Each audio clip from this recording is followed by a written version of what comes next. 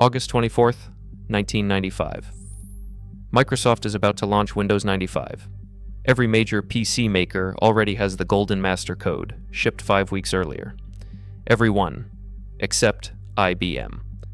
15 minutes before the event begins, the company that created the personal computer receives its pre-install license. Not permission to sell PCs, just permission to load the operating system customers expected. That same day, a separate $30 million royalty audit settlement. Weeks of planning, gone. Back-to-school demand, unmet. The trap had been building for 14 years. In 1981, a small team in Boca Raton, Florida, designed the first IBM personal computer. To rush it to market, they bypassed standard proprietary engineering. They built the machine using off-the-shelf parts, published the technical schematics, and signed a non-exclusive operating system contract with a tiny startup named Microsoft. Anyone could now buy the same Intel chips, build a compatible machine, and run Microsoft's MS-DOS. Competitors quickly flooded the market with cheaper clones. As software developers wrote thousands of programs specifically for DOS, buyers realized they did not need expensive IBM hardware to run the software they wanted. The value moved from the machine itself to the code running inside it. By 1994, the IBM PC Company faced an internal split. While other IBM divisions promoted their own operating system, OS/2 Warp, the hardware team commercially needed Windows. On July 17, 1995, Microsoft delivered the Windows 95 Golden Master, the final code ready for manufacturing, to IBM's competitors. This left rivals weeks to test and preload the software onto new machines. But IBM was excluded. The delay threatened IBM's ability to meet pent-up back-to-school demand. IBM finally received authorization to preload Windows 95 on August 24th, just 15 minutes before the official launch. Critically, this authorization was not a license to sell those PCs, only to pre-install the code. This channel breaks down the hardware, software, and pivotal business decisions that built our digital reality, and the lasting consequences of the companies behind them. Like and subscribe to never miss a story. In November 1994, IBM went public with its confidence. At an industry conference attended by Bill Gates, IBM promoted an IBM First initiative, declaring it would be the very first major manufacturer to ship computers with Windows 95 pre-installed. Behind closed doors, IBM wanted the same favorable pricing Microsoft gave to Compaq. To get it, IBM asked for an $8 reduction per copy of Windows 95. But Microsoft's discount came with strict conditions that began to narrow IBM's operational choices. To save those $8, IBM had to promise complete silence on competing operating systems in its advertising. It had to commit to replacing its own internal computer systems with Windows 95, making Microsoft the desktop standard for its own global workforce. And it had to guarantee that half of all IBM PCs shipped within 2 months of launch would carry Windows 95. The antitrust court later calculated that meeting these conditions could have saved IBM $40 to $48 million in the first year alone. But this was not cash in hand. It was a projection of potential savings, and it required IBM to systematically phase out its own software alternatives. In June 1995, IBM signed an agreement to acquire Lotus Development Corporation, finalizing the purchase in early July. The transaction brought 2 distinct software platforms under IBM's control. First was Lotus Notes, an enterprise tool that anchored IBM's relationships with large corporate clients. Second was SmartSuite, a bundle of desktop applications competing directly with Microsoft Office. By mid-July, IBM planned to make SmartSuite the primary desktop software pre-installed on its personal computers in the United States.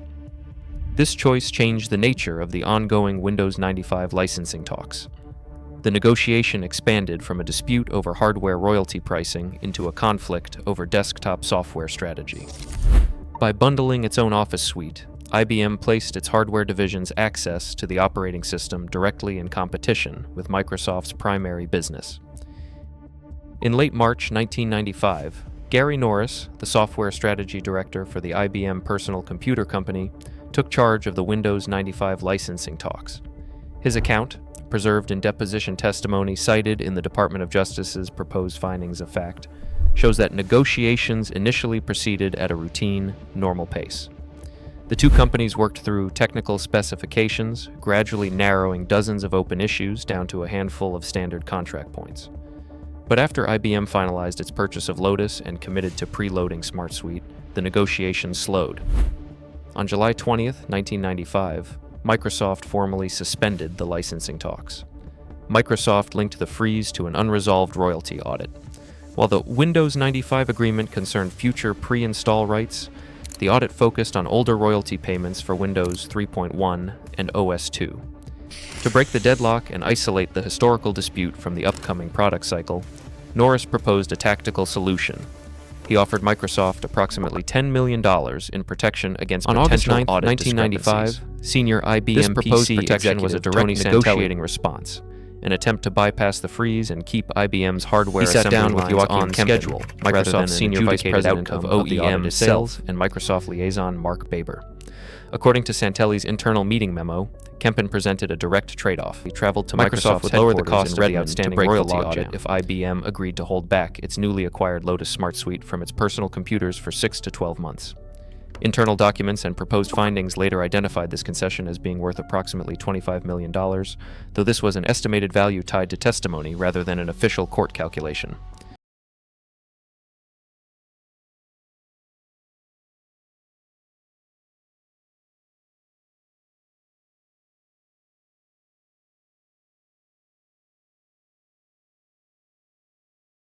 For Microsoft, keeping Lotus SmartSuite off IBM machines during the initial launch window protected Microsoft Office from immediate competition.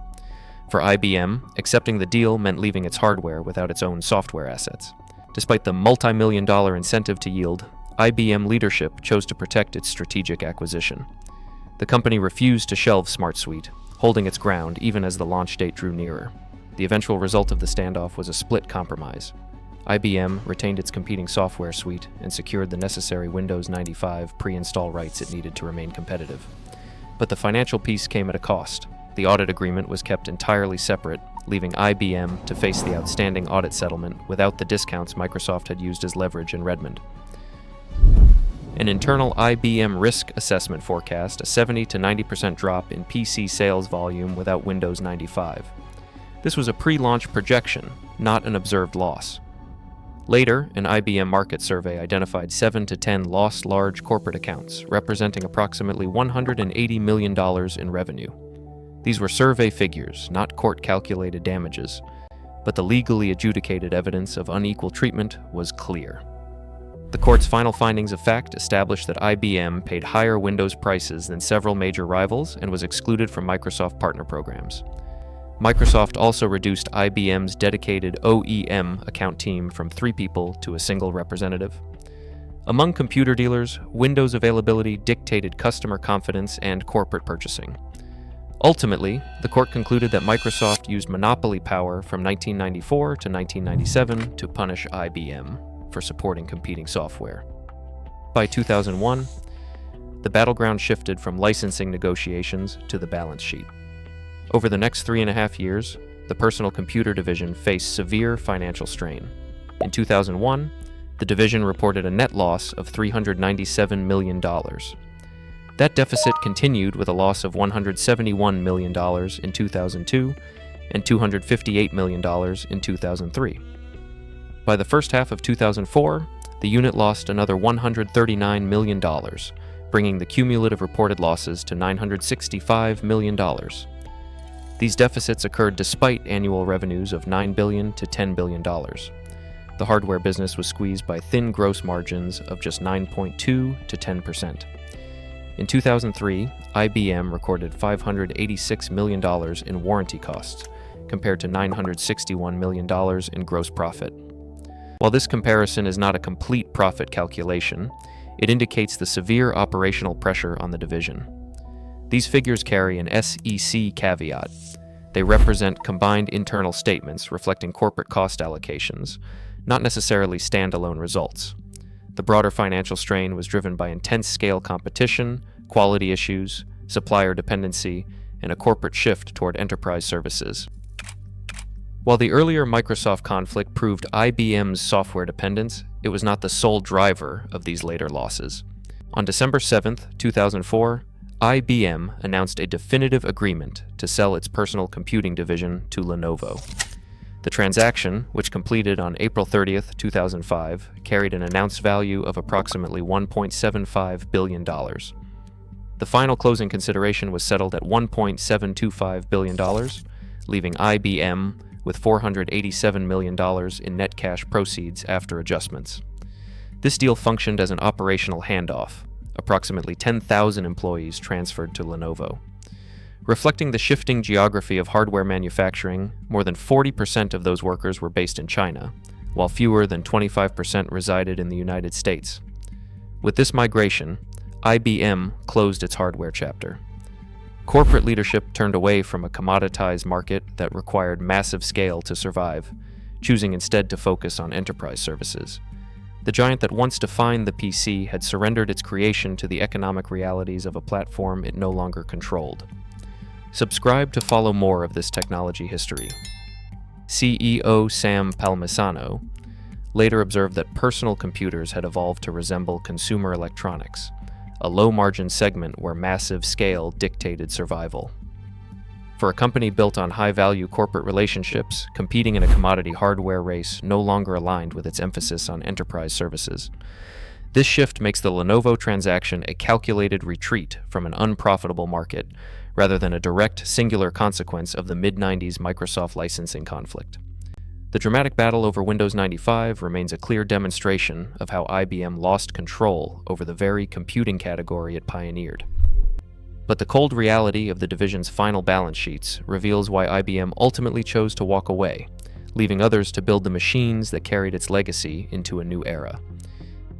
Today, the iconic ThinkPad name survives, but IBM itself is long gone from our desks. It remains the ultimate warning for modern tech giants. If you surrender control of the ecosystem, you eventually surrender your own creation.